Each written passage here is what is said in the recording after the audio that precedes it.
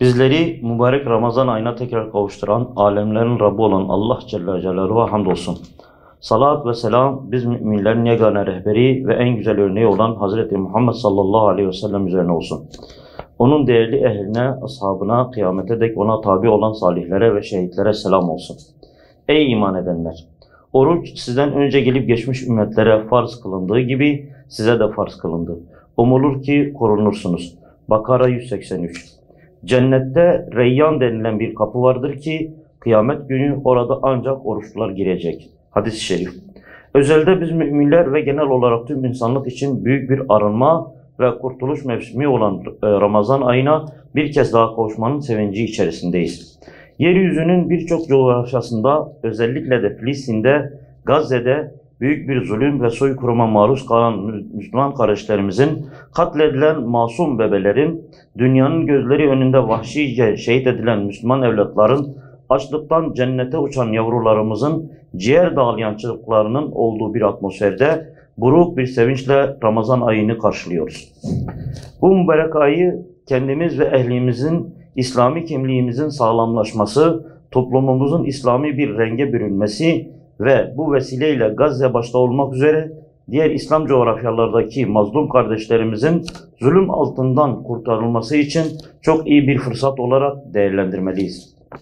Bu mübarek ayda her kim Ramazan ayının faziletine inanarak ve karşılığını Allah'tan bekleyerek Ramazan'ı ibadetle ihya ederse geçmiş günahları bağışlanır.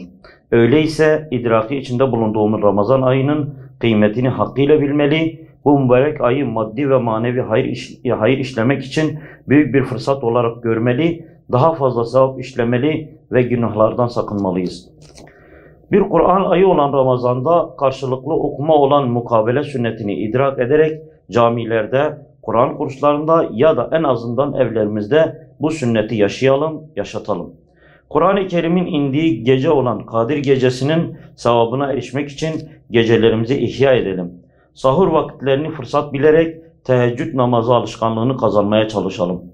Kendimiz, ehlimiz ve tüm İslam aleminin kurtuluşu için secdelerimizde, dualarımızla Rabbimize içtenlikle yakaralım.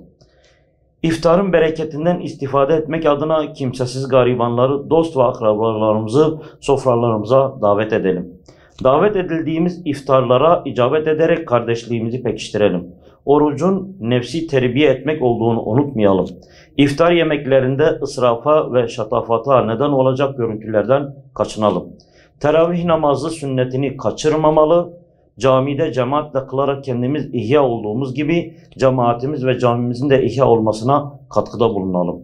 Müslümanlar arasında dayanışma ve kardeşliğin nişanesi olan zekat, fıtır ve sadaka gibi hayırlardan nasibimizi artıralım.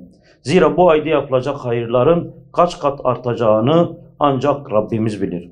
Bu duygu ve düşüncelerle dünyanın dört bir tarafında ve özellikle Filistin'de, Gazze'de zulüm ve esaret altında olan tüm mazlum kardeşlerimiz için zulümden çıkış ve büyük bir zafere vesile olması dileğiyle Ramazan-ı Şeriflerinizi tebrik ediyoruz.